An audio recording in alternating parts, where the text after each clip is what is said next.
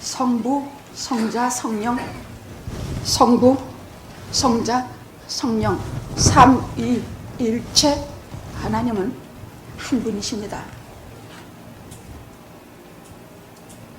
이스라엘아 들으라. 하나님은 한 분이시니 그러면 성부, 성자, 성령 이분은 뭔가? 근데 각각 위 자리가 달라요. 자리가 달라. 그런데도 하나야. 그러니까 이런 것은요, 우리가 1, 2, 3, 4, 5, 6 이런 숫자로 계산하려고 하면 방법이 없어요. 도저히 하나님 근처도 못 가요. 그냥 성경에서 말씀하신 대로 그냥 선포할 뿐이에요. 우리는 삼일체 하나님에 대해서 절대로 그 본질과 내역과 이거 다 몰라요. 알 수도 없고 가르쳐 주신 만큼만 알면 돼요. 자, 성부 하나님은 여러분 이 세상에는 모든 것이 다 만들어진 존재들이에요. 피조물이야. 근데 피조물이 아니신 분이 계시는데 그분이 성부 하나님, 성자 하나님, 성령 하나님이에요. 그분들은 영원 전부터 계셨는데 언제부터 계셨는지도 우리는 몰라요.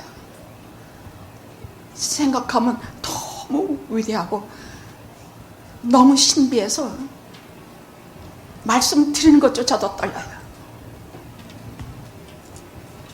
그냥 기도하면서 성령께서 전하는 자와 받는 자가 하나가 돼서 성령님의 인재 가운데 이 성령님을 알 수 있게 되기를, 체험할 수 있게 되기를 기도할 뿐이에요.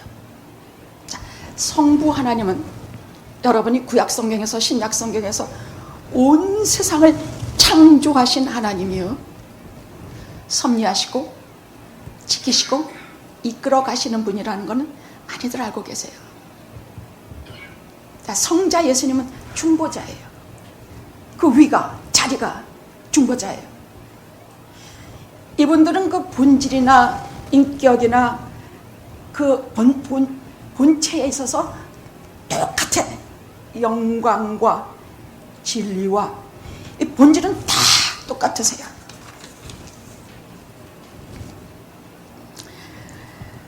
생각이나 능력이나 그 영광이나 그 본질이나 다 성부, 성자, 성령 다 똑같아. 다만 그 자리가 다르는데 그 인격이 다 독립적이세요. 여러분, 인격이 뭐냐? 살아계신 하나님을 우리가 먼저 체험하려면 인격이 뭔지를 알아야 돼요. 인격이라는 것은 슬픔을 느끼는 거, 기쁨을 느끼는 거, 좋으면 막 좋다고 하고 기쁘면 막 기쁘다고 느끼는 거, 질투도 하고 경노하기도 하고. 우리하고는 달라서 그분은 거룩하신 분이에요. 이런 존재를 인격적인 존재라 그래. 근데 이분들은 똑같이 다 이 인격을 갖고 계셔요. 인격이 각각 다른 인격을 갖고 계세요. 또 하시는 일이, 성부 하나님은 세상 창조하시고 주권자예요. 하나님의 주권 그러면 아무도 까불지 못해. 근데 성자 예수님은 중보자, 하나님과 인간 사이, 인간과 하나님 사이를 항상 중보하시면서 우리와 하나님 사이를 화목하게 해주시는 분이에요. 그럼 성령 하나님은 누구냐? 우리는 불길 같은 성령, 무슨 큰 기운, 무슨 이상한 귀신 같은 무슨 그런 어떤 능력, 불 같은 거 아니요. 성령 하나님도 성부, 성자와 같이 똑같은 인격을 갖고 있어요. 인격. 똑같이 근심하시고 똑같이 기뻐하시고 똑같이 안 좋아하시고 싫어하시고 똑같이 갖고 계신 인격이 똑같아요. 성령은 두루뭉실하게 생각해서 하나의 기운이나 불 같은 것으로 다가오는 것이나 뭐나 이렇게 생각하시면 안 돼요. 그냥 그렇게 성경에서 말씀하고 상징적으로 말씀하고 있는 것이에요. 그럼도 똑같이 하나님과 성자처럼 인격을 갖고 계셔서 우리가 당신을 기뻐하고 당신을 막 사모하고, 우리는 하나님을 만나 뵙는 것이 소원입니다 할 때 그것이 성부인지 성자인지 성령인지 잘 몰라요. 그냥 저도 미친 것 같이 하나님을 찾은 적이 있었어요. 안 만나주시면 저는 그냥 만나주시면 그만이고 안 만나주시면 그만인 그런 게 아니었어요. 안 만나주시면 진짜 죽을 것 같이 ቁ치ቁ치 마르고 이 세상에 아무 뜻이 없고 돈 버는 것도 재미없고 이 세상살이가 하나도 재미가 없었어요. 만나주시지 않으면 죽겠습니다. 감감 지르고 누가 보면 미친 사람 같았을 것이야. 근데 아무 대답도 없으시고 너무 내버려 두시니까 에이 하나님이 없으신가 보다. 아 그럼 관두지. 그리고 막 말 타러 나가가지고 그 높은 말에서 떨어지고 척추가 지금까지도 제대로 이렇게 똑바로 서지도 못하고 그 하나님을 찾기 위한 방황과 이런 것은요 나중에 성경을 보니까 성령께서 주시는 마음이더라고요. 성령께서 주시는 마음이라 그때는 제가 성부 하나님, 성자 하나님, 성령 하나님 그 중에 어떤 분을 찾는지도 모르고 무지무지 찾았는데 이렇게 죄인을 깨닫게 하시고 죄인을 부르시고 죄인을 하나님 앞으로 데리고 오는 역할을 성령께서 하시는 일이더라고요. 그러니까 저를 회개해서 하나님께로 데리고 가신 분이 성령이시라는 얘기예요. 아셨죠? 그러니까 우리는 구별해서 뭐 누구 그래서 우리는 기도는 항상 하늘에 계신 성부 하나님께 해요. 창조주 되신 하나님, 아버지 되신 하나님, 우리 기도는 전부 성부 하나님께 해요. 그리고 이 기도를 성자 예수님의 이름으로 기도드립니다. 해야 성자의 공로, 중보자 되시는 그리스도를 통해서 길, 진리, 생명 되신 그리스도를 통해서 하나님께로 가기 때문이에요. 알았죠? 무조건 기도는 다 성자 예수님의 이름으로 드리십시오. 성령은 무엇인가? 보혜사예요. 우리를 도와주고 우리를 근심하시고 우리를 이끄시고 우리를 만져주시고 아프면 위로하시고 이런 보혜사, 성령은 보혜사라고 해요. 그런데 우리가 어느 시간인지 몰라. 성경에 보면 영원 속의 시간 속에서 성부, 성자, 성령 하나님께서 의논을 하신 것이 나와. 인간을 창조하시기도 전 얘기예요. 근데 그때 하나님께서는 이미 세 분은 이미 인간이 죄에 치울 줄을 아시고 그럼 죄 짓지 않게 하시면 될까? 아니요. 그건 하나님의 주권이에요. 인간을 그렇게 만드신 것 하나님의 주권이요. 모든 역사와 모든 하나님의 세계는 하나님의 뜻대로 다 이루어지기 때문에 그럼 우리를 죄짓게 한 것이 하나님의 뜻이 아닙니다. 인간은 사탄의 꿈에 의해서 죄를 짓게 된 것이에요. 그걸 하셨다는 얘기예요. 그 세 분이 의논하시기를 이 사람의 구현 사역에 있어서 그 하시는 사역을 다르게 서로 자원하셨어요. 하나님은 사람을 선택하시고 구원하시는 계획과 이런 모든 그 방법과 이것을 내가 세우겠다. 구원의 방법, 구원의 선택, 구원의 예정 이런 것은 다 하나님이 정하신 것이에요. 성부 하나님이 정하신 것이에요. 이미 우리는 태어나기 전부터 하나님에 의해서 우리가 구원받게 되실 명단 속에 들어가 버린 것이란 얘기예요.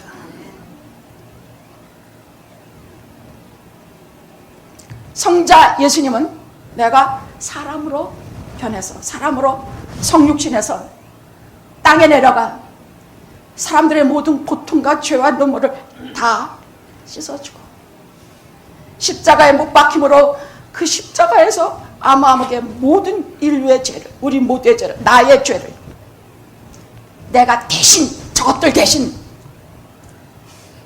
죽어서 죄를 탕감해 주겠어. 구원해 주소서. 성자께서는 이렇게 자원하셔서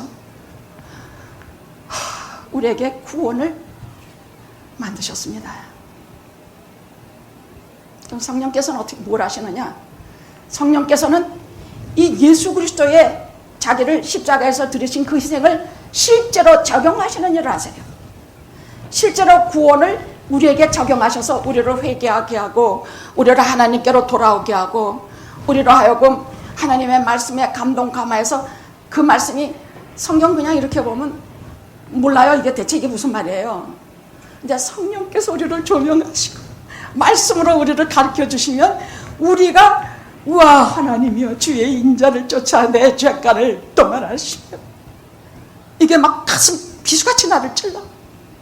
이게 성령 감동 감하면 이 모든 일들이 쇠꼬차게 돼서 나를 찌르고 내 죄에 대해서 아파하고 눈물 흘리며 그리고 어떻게 하나님께로 돌아가는 것이에요.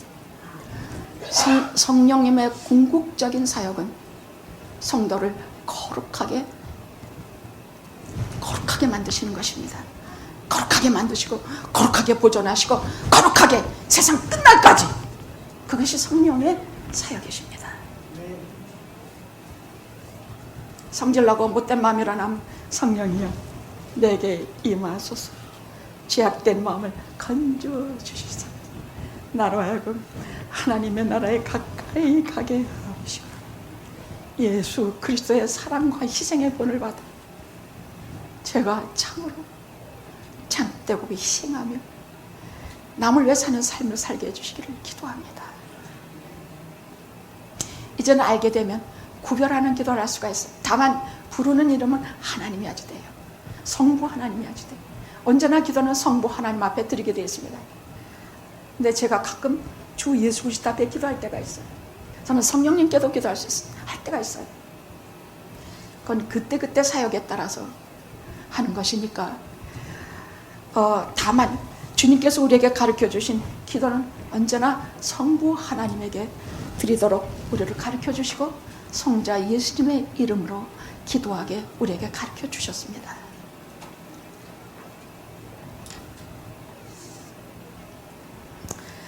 자,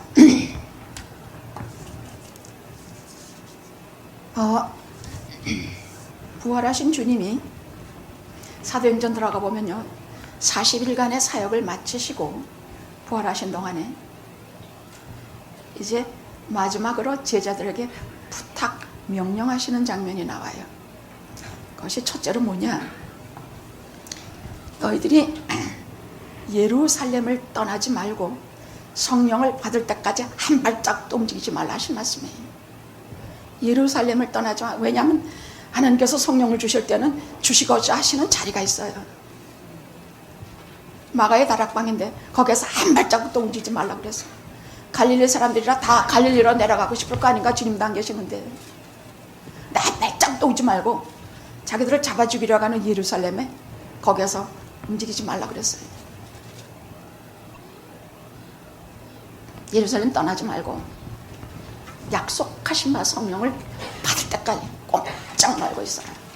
그럼 성령 받은 사람도 꼼짝 말고 있어요. 예, 성령 받은 사람들은 해들 일이 있기 때문에 성령 충만을 매일매일 얻도록 느끼도록. 근데 성령 세례만 받는 것과 같은 모자라요. 성령 세례라는 것은 말씀과 성령으로 거듭나는 일을 말해. 근데 그것은 이제 막 태어나는 일이에요. 이제 성령 세례를 성령 충만함을 받지 않으면 우리가 거룩한 길을 못 걸어요.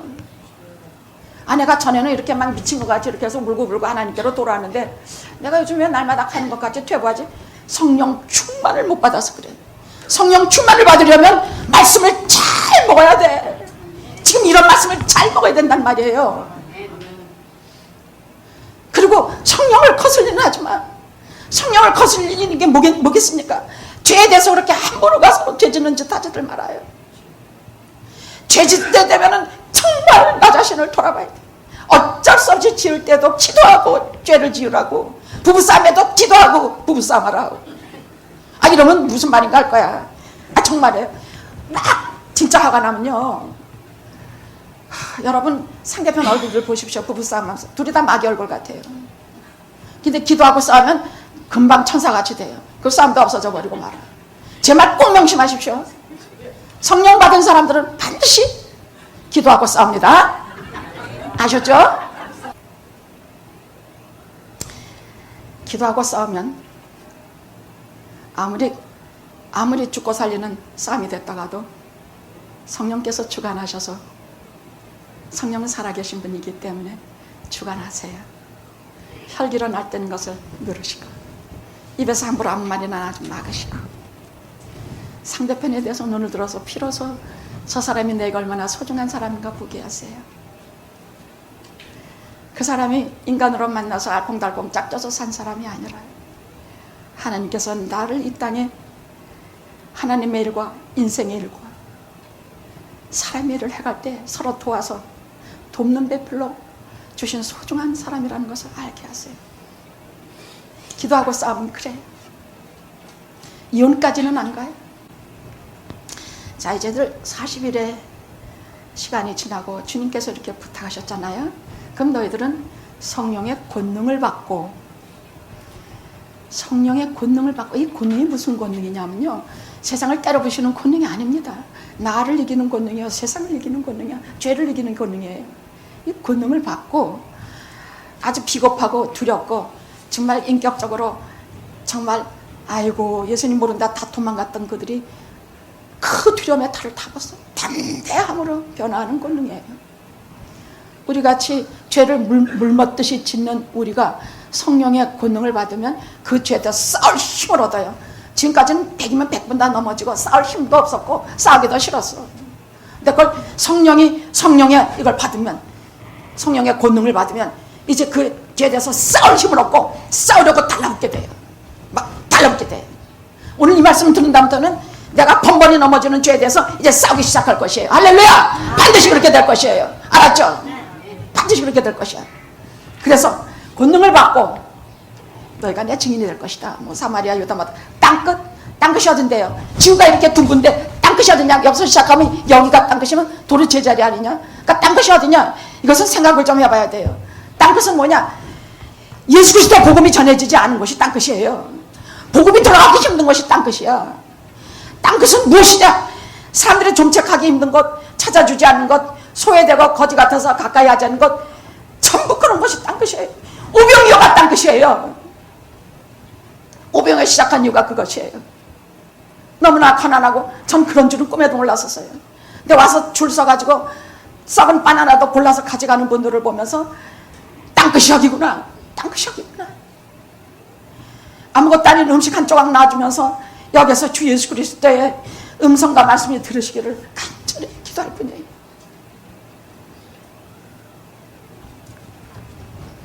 제가 지금 말씀드리려고 하는 것은 주님의 승천 얘기예요. 이 땅에서 주님의 사역을 다 끝내시고 승천하시는데, 승천이라는 것은 제자들과 이별하는 거거든요. 근데 도대체 주님은 제자들과 어떻게 이별하셨을까 보니까 사도행전 1장에 나오더라고.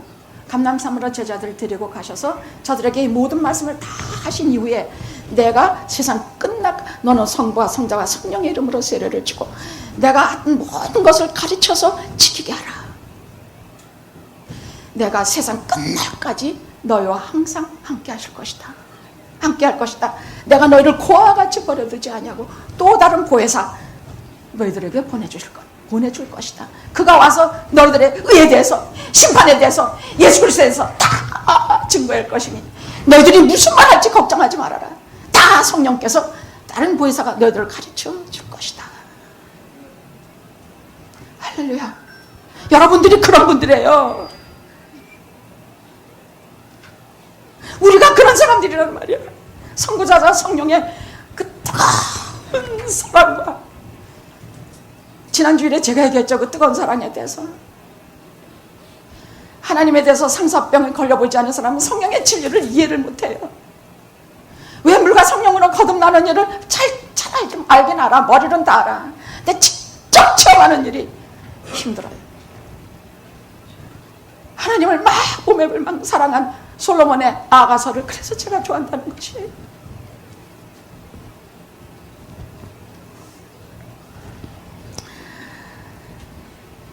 어떻게 하냐?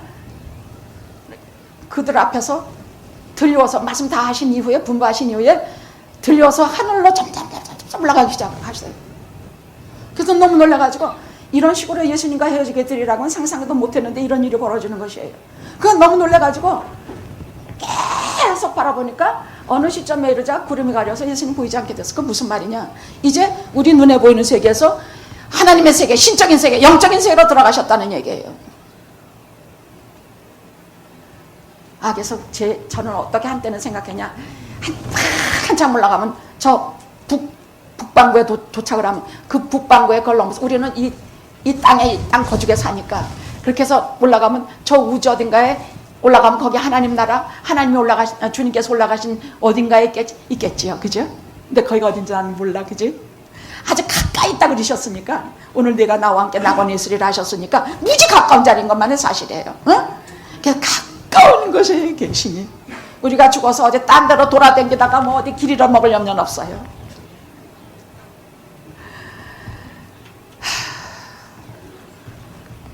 저는요, 이 땅에 오셔서 그렇게 비참하고 그렇게 멸시와 천대를 당하신 주님께서 이 마지막 장면만은 진짜 영광스럽고 멋있고 신적이고 영광 있고, 그걸 가지고 무슨 인간이 한참 올라가면 뭐 육체가 무거워서 땅바닥으로 떨어지고 뭐 이따위 소리 하는 인간들은 그게 목사라고 서가지고 그런 말 하는가 모르겠어요. 약간 이런 말 그 사람 귀에 좀 들어갔으면 좋겠네. 도대체가 신적의 세로 들어가서는 우리 눈에 보이는 세계와 눈에 보이지 않는 하나님의 세계가 있는 것을 모르면 믿는 자들이 아닌 걸 그 사람들은 모르는 모양이야. 그래서 그 영광스러운 모습으로 승천하신 것을 생각을 하면 탁 천사가, 이 갈릴리 사람들아 뭘 그렇게 보고 있느냐, 무슨 말이냐, 빨리 가서 너네 할 일 해라 그 말이에요. 너희들이 지금 보신 그대로 다시 오시리라. 와 이게 아무것도 아닌 말 같지만 기가 막힌 말이에요. 다시 오신다는 얘기야. 지금 보신 그대로, 재림하실 때는 어떻게 오실까 별소리 다 해서 소용없어. 본 그대로 우리에게 증거된 성경 그대로 주님께서 그렇게 오실 것이에요. 그렇게 재림하실 것이에요. 마라나타 주여 어서 오시옵소서. 마라나타 주여, 저들이 본 대로 우리가 믿는 대로 그렇게 다시 오시옵소서. 자, 오늘 성령, 오순절 성령, 마가의 다락방에 오신 성령의 현장을 통해서 우리가 보게 되는 게 있어요. 두 가지예요. 하나는 살아계신 하나님이야. 행동하시는 하나님, 개입하시는 하나님. 우리 속에 오셔서 우리에게 개입하셔서 우리에게 생명을 주시는 살아계신 하나님이야. 이거 보십시오. 막 살아계신 하나님이야. 나는 이것을 보면서도 살아계신 하나님을 못 느낀다면 난 좀 어떻게 좀 된 사람이 아닌가 싶어. 자, 오순절 날이 이름에, 오순절 날이 이미 이름에 꽉 찼단 말이야. 새벽이 됐다는 얘기예요. 저희가 다 같이 한 곳에 모였더니 홀연히 갑자기 하늘로부터 하고 강한 바람 같은 소리가 저희 온 집에 가득하며, 여러분 바람은 우리가 눈으로 볼 수 있어요? 바람 눈으로 봐요? 안 보여요. 근데 바람이 저기 분명히 불고 있구나 하는 건 알 수 있죠. 저게 센 바람인가 약한 바람인가 알 수 있죠. 산들산들 부르면 바람이 산들산들 부는구나. 막 나무가 쓰러지고 뿌리가 뽑히고 태풍이 부는구나 이러고 알죠. 이 태풍 같은 바람이 불어온 거예요. 성령의 바람이 태풍같이 저들을 위에 내려서 와가지고 바람 불어서 안 내려가는데 꽉 차서 움직이질 않아. 그다음 불의 혀같이 갈라지는 것이 저 여기 각 사람 위에 있더니, 이거는 말씀의 은혜가 각 한 사람 한 사람에게, 말씀은 각 사람 한 사람에게 떨어지지 전체로 떨어지는 법이 없어요. 똑같이 이렇게 말해도 어떤 사람은 아멘 받아들이고 어떤 사람은 말해도 무슨 말인지 몰라. 그래서 성령의 불길이 그 사람 위에 있어야 말씀을 알아듣게 돼 있다는 얘기예요. 그 말을 말씀하시는 것이에요. 성령이 각 사람 위에 불처럼 갈라지는 혀처럼 있더니, 그냥 각 사람 위에 그 말씀이 불의 혀같이 갈라진 거 있다는 말은 하나님의 말씀이 성령님과 플러스가 돼서 그 사람에게 말씀이 쫙쫙 그 영혼 속으로 들어가고 있다는 얘기예요. 그 말씀이에요. 그 다음에 다 성령의 충만함을 받고 성령이 말씀하시기에 따라 다른 방언으로 말하기를 시작하니라. 그리고 그 다음 계속해서 나오는 말씀이 그걸 다 알 수는 없어. 15개국의 사람들이 지금 저걸 맞아서, 오순절을 맞아서 온 세계 디아스포라 모든 그 유대 족속들이 3절 그 중에 하나는 다 모여야 돼요. 예루살렘 성전에 다 모여야 돼. 그래서 지금 예루살렘은 터져. 지금 막 수백만 사람들이 모여서 터지는데, 여기에 그 사람들이 여기 각 나라 뭐 무슨 어느 나라 메데인, 엘리민, 무슨 바데인 뭐 저거 한 15개국의 사람들이 다 모이는데, 아니 저 사람들이 지금 방언을 하는데 그 방언이 전부 자기 나라 말로 들려. 로마 사람은 로마 말로 들리고 한국 사람은 없었지만 한국 사람은 한국말로 들려. 지금 제가 하는 방언하고는 전혀 다른 방법이에요. 전혀 다른 방언이에요. 이 방언은 그야말로 누가 통역을 해서 하게 하는 방언이 아니라 성령께서 직접 통역하셔서, 저들은 방언으로 막 기도하면 그 기도가 전부 내게는 한국말로 드리고 로마 사람은 로마말로 드리고, 이런 일이 막 일어나는 것이에요. 그럼 왜 이렇게 특이한 일이, 이건 딱 한 번 있는 일이야. 또다시 일어나지 않아. 이런 거는 딱 한 번 일어나요. 그건 왜냐? 이 순간에 성령 세례받고 교회가 탄생하기 때문이에요. 교회 탄생은 단 한 번 있는 사건이에요. 교회가 탄생하는 것을 성령께서 이 시간 그렇게 특별하신 임재함으로 그렇게 보여주신 것이에요.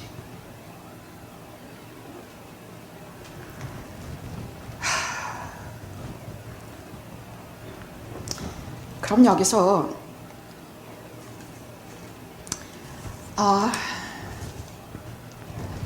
그럼 그렇게 오신 성령은, 그럼 구약에 아까 제가 시 51편을 읽었죠. 그 시 51편은 주의 성신을 내게서 거두지 마옵시고, 안타깝게 하는데 이 사람이야말로 성령으로 회개하고 성령으로 거룩한 길을 걸어가는 사람인데, 구약에도 성령이 있으신가? 성령 지금 처음으로 오셨는데 교회 통해서, 예, 구약에도 성령께서 계셨습니다. 다만 특별한 사람에게 특별히 임하고 곧장 다시 당신의 나라로 가셨어요. 성령이 이 세상에 계시지 않았어요. 특별한 사람에게 임하시고 죄를 용서하시고 눈물로 회개하게 하시고, 또 아니면 다른 무슨 큰 삼성과 같이 큰 권능을 하게 하시고, 아니면은 뭐 이렇게 그때마다 큰 권능을 특별한 사람들에게 줘서 하게 하고, 곧장 다시 하나님의 나라로 다시 돌아가셨어요. 근데 이제 오순절 성령 강림부터는 이 땅에 오신 이 성령께서 이제는 다시 하늘로 가시지 않고 모든 성도, 에클레시아, 교회의 성도들의 영혼 마음속에 전부 돌아가 안주하셔서, 구약에서는 with 같이 계시지만 지금 with 안에, 이 안에 계시게 되신 거예요. 그것도 언제까지? 영원히. 그럼 오셔서 어디 계시느냐? 어디 계세요? 응? 우리 마음과 교회인데 그게 왜 우리 몸을 성전이라고 하느냐? 예수께서 우리 죄를, 우리 몸을 위해서 당신을 깨트리시고 피 흘려 주신 이래로 이 에클레시아, 그리스도로 인해서 구원받은 몸을, 구원받음을 주 예수 그리스도의 몸이라고 얘기해요. 교회를 주 예수 그리스도의 몸이라 그래. 내가 피로 값주고 샀다 말씀하세요. 내가 내 고백에 내 교회를 세우리니. 그래서 피로 값주고 산 교회이기 때문에 우리 성령께서 우리 몸에 들어와 있는 순간부터 우리는 성전이 되는 것이에요. 성전이 되는 것이에요. 그래서 몸으로 짓는 죄라든지 사람이 우리 것으로 짓는 죄가 아주 성령께서 근심하시고 싫어하세요. 많이 싸워야 되는 것이 특별히 우리 몸을, 그 우리가 성화의 길을 걸어갈 때 성령께서 내 안에 계시다고 느끼는 것처럼, 그 임재를 깨닫는 것처럼 중요한 것이 없어요. 이것을 알게 되면 내가 몸으로 짓고 생각으로 짓고 온갖 추잡하고 더러운 말을 입 밖에 내는 것을 상당히 꺼리게 돼요. 전에는 쉽게 하던 얘기도 정말 조심해서 하게 돼요. 성령께서 내 안에 계시는구나. 그 성령이 어디 계세요? 내 안에. 예수 믿는 사람들의 마음속에 성령을 선물로 주셔서, 성령의 영이 없는 사람은 크리스찬이 아니에요. 성령이 영이 있는 사람은 권능이 있어. 죄를 이기고 나를 이기고 세상을 이기고 남편과 싸움에서 이길 수 있는, 진 것이 이기는 거죠. 응? 그런 능력들이 생긴다는 얘기예요.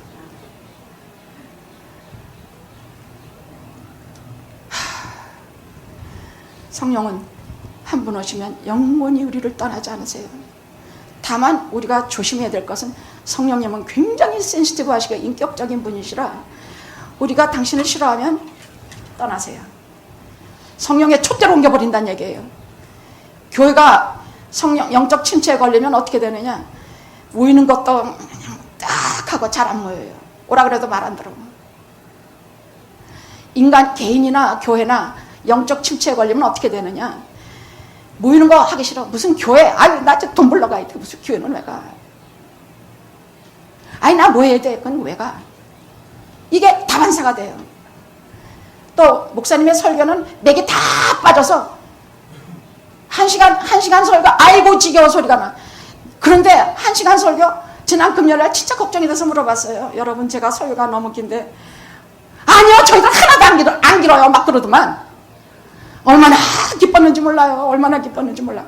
그거 일부러 그랬다 해도 여러분 여기 다녀서서 주일마다 저를 위해서 해주시는 기도가 저한테 얼마나 위로와 격려가 되는지 알아요.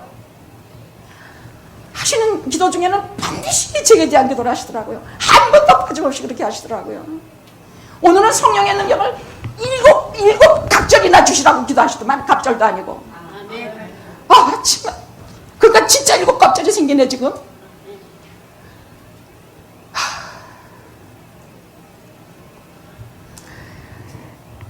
그래서 성령님은 우리에게 일반적으로 사역하시는데 주로 어떤 일, 부르시는 일을 해요. 부르시는 일도 그 효과적인 부르심이라는 것이 있어. 그냥 믿는 자나 안 믿는 자나 부르신 자나 다 부르세요. 복음이 다 증거되게 하세요. 근데 그 중에 이어적인 부르심을 받은 자, 즉 선택함을 받으신 자들은 한결같이 태도들 어떠냐? 그 말에 귀를 기울이고 막 자꾸 더 듣고 싶어하고 막 기쁘고 막 그냥 다 얘기하는 것 같고 막 하나님의 존전에 올라가는 것 같고 막 이걸 느껴요. 근데 여러분 보십시오. 야 너희들이 내 살과 내 피를 먹지 않으면 너희가 영생을 못 얻어. 야 저게 무슨 말이냐 도대체 모르겠다. 너희도 다 갚으렸다고 해서 이 사람들은 아무리 불러봤자 도대체 부르심을 못 받은 사람들이야. 저는 영화학교 일단 들어오면 다 부르심 받으신 분이라고 생각을 해요. 그래서 제가 절대 낙심하지 않는 것이에요. 여기 왜 앉아있어요? 1시간 것도 지긋지긋 허리 아프게. 왜 앉아있고 왜 그래요? 도대체 여러분 주일날 교회는 왜 옵니까? 물어봅시다. 예배 드리러 와요. 예배가 없으면 믿는 자들이 아니에요. 신령과 진정으로 하나님이 찾으시는 예배는 드리는 자들이 교회의 성도들이에요.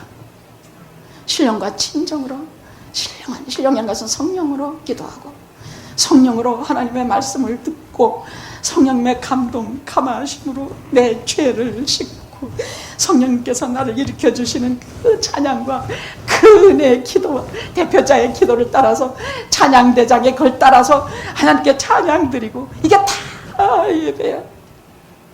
다 신령과 진정으로 드리는 예배야. 그러면 목사님의 설교가 성령 충만해서 뭐 별 말씀 안 하는데도 성령이 눈에 보이고 아 정말 성령이 계시구나 하나님이 계시구나 이것을 막 믿고 돌아가고 말씀 속에서 그냥 뭐든지 다 100% 맞다 맞아 내가 저렇게 살아야지 이런 마음을 막 가지고 할렐루야 돌아가는 교회. 이게 성령 충만한 교회. 버리지 아니하시고 촛대로 옮기지 아니하시고 변함없이 28년간 변함없이 저희에게 운행해 주신 성령, 성부, 성자, 성령. 그 어떻게 뭘로 감사드리죠? 부르시는 사역을 하시고 구원하시는 사역을 해요.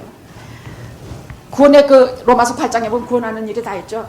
부르시고 중생하게 하시고 회심하게 하시고 그걸 칭의 의롭다 하게 하시고 그 다음에는 거룩한 성화의 길, 이 성화의 길만은 우리가 가야 돼요. 성화의 길을 여기까지는 하나님의 성령의 사역이에요. 성령께서 우리를 부르시고 우리를 회개하게 하시고 중생하게 하시고 이 모든 우리가 구원받게 하는 일 전부 성령께서 하시는 일이요. 이제 우리는 거룩한 길을 걸어갈 때 혼자 걸어가는 것이 아니라 성령과 함께 내 속에 계신 성령과 함께 손을 꼭 잡고 거룩한 길을 평생 걸어가요. 성령이 하시는 일은 궁극적인 일은 우리를 성도를 거룩하게 하시는 일입니다. 그래서 언제나 성령께 기도하고 성령께 부탁드릴 뿐만이 아니라 교회의 모든 일, 교회 뭐 파송하고 목사 파송하고 교회 무슨 임직들을 세우고 교회에 여러 가지 필요로 하는 모든 것들을 다 공급하고 파송하시는 분이 성령님이세요. 교회를 이끄시고 교회에 하시는 분이 다 성령님이세요. 그래서 어느 분야에까지 교회를 이르게 하냐, 예수 그리스도를 닮은 분야에까지 성도님들을 자라게 하시고 성령 충만하게 하셔서 세상에 대해서 이기게 하시고 대적하게 하시고 이기게 하시고, 내가 돈벌이가 먼저가 아니다, 나는 먼저 예배가 먼저다 하는 것을 강하게 불어넣어 주셔서 절대로 죄에 대해서 예민해서 죄를 짓지 않게 하시고, 죄를 지으면 근심하게 하시고, 또 넘어지면 또 일으켜 주시고, 여러분, 우리는 말로 할 수 없는 성부 하나님과 성자 예수님과, 성부 하나님 우리를 계획하셔서 택하셨죠. 성자 예수님은 나를 위해서 십자가에서 죽어주셨죠. 성령 하나님은 이 길을 가게 하기 위해서 계속 돌아보시고 지켜주시고 하시오. 성부, 성자, 성령, 성자 예수님만 겸손하신 것이 아니라 성령 하나님의 겸손하심을 여러분 잊으셔서는 안 됩니다. 나 같은 죄인 속에 들어오셔서 나와 같이 거하시는 그 성령님의 겸손하신 사역을 여러분이 잊으셔서는 안 됩니다. 무엇보다 가장 잊으셔서는 안 되는 것은 손도 댈 수 없으리만큼 우리에 대해서 뜨거운 사랑을 품고 계신 삼위일체 하나님을 절대 잊으셔서는 안 됩니다. 어떤 경우에도 죄 때문에 내가 저 바닥에 떨어져서 하나님이 안 보이는 지경에 이를지라도 성령 하나님 부르셔서 죄 가운데 일어나시고 7번 넘어지면 8번 일어나셔서 절대로 낭망하지 마시고 기도하시면서 이 험한 세상 속에서 질병도 이기고 죄도 이기고 온갖 시험 속에서 이기시기를 성부, 성자, 성령, 삼위일체 하나님의 이름으로 여러분을 축원합니다. 아멘. 아멘. 기도하시겠습니다.